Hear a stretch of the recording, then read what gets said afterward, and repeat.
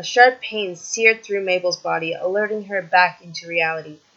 She looked down to see Bipper holding a bag of salt. Why aren't we looking like something the demon dragged in? Come on, shooting star, smile. You should consider yourself lucky enough to be alive still. If you were dead, you wouldn't be able to see your precious Grunkleford's face when you kill him. Isn't that right, Ford? Bipper snapped as he dropped the salt, throwing his hand out and pinned Ford against several run-down machines with an invisible force. Ford groaned as his eyes looked up at Bipper. When he saw Mabel's condition, Bipper grinned when he saw the pain and fear written poetically across Ford's features. Mabel, God, what has he done to you? Ford's voice cracked. My Ford, it isn't what I have done to her that you should be worried about. It's what I haven't done.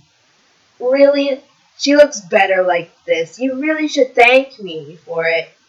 Just be glad she's not dead. I could have done a lot more to her.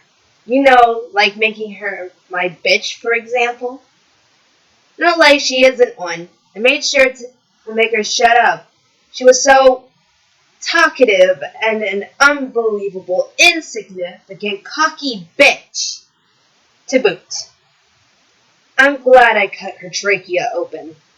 I only left a part intact so she could scream. Bipper purred before adding a simple laugh at the end. She should be dead with a wound like that. Any human would be, Ford, but I'm not any human. You don't think I've been planning this moment from the day I was born?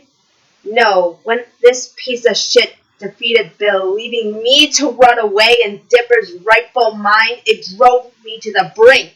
I was powerful when I was with Bill, and she took it all away from me.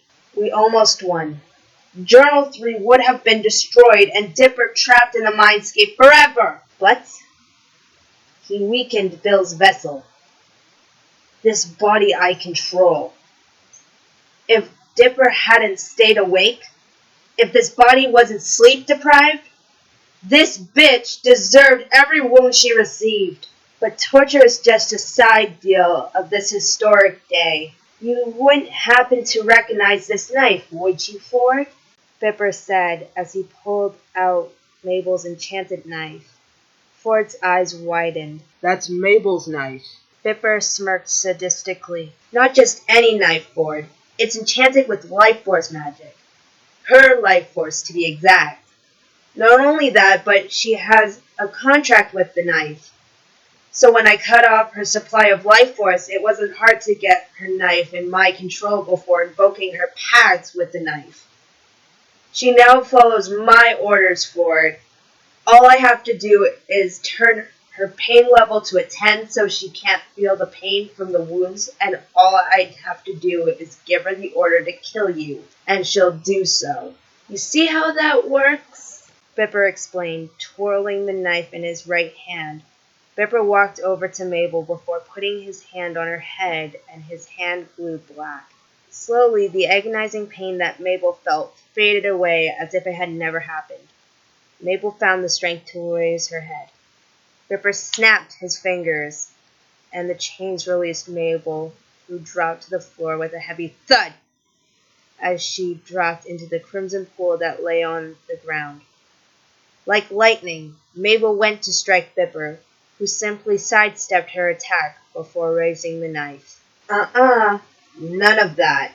Now then, I, the holder of this knife, order you to take the knife I give you to kill Stanford Philbrick Pines, Bipper ordered forcefully, offering her the same knife as he had used to torture Mabel in the first place. She tried to resist, but failed when she took the knife from his left hand.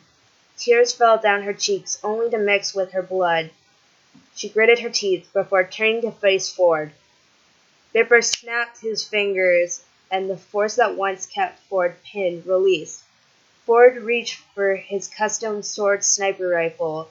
He pulled it out and held the sword in his hand, his 6 fingers running over the textured handle that wrapped around the hilt of the sword. He readied himself for a fight.